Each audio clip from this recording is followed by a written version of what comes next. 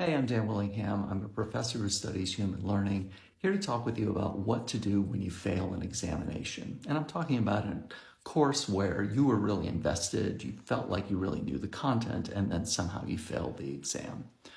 Students usually react in one of two ways. One is to email the professor and try and fix it and offer to do extra credit or take another exam or whatever it takes.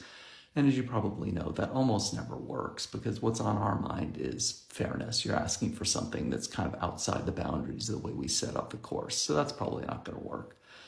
The second way that people typically react is it's depressing. They just don't want to think about it, so they try and put it from their mind.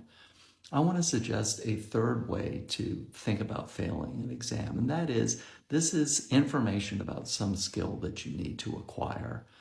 Maybe you just got jammed up at the end of the semester. You were working really well, but then you just ran out of time.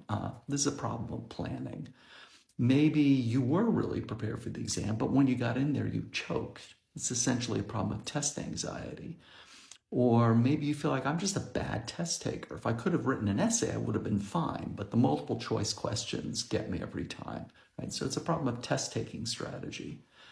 Whether it's planning or test anxiety or test taking strategy, there are skills that you can learn to deal with each of these issues. I talk about each of these in my book. But the key thing is that, like any other skill, it requires practice, and practice takes time. So what I'm encouraging you not to do is to just basically not think about this until the next final examination period rolls around.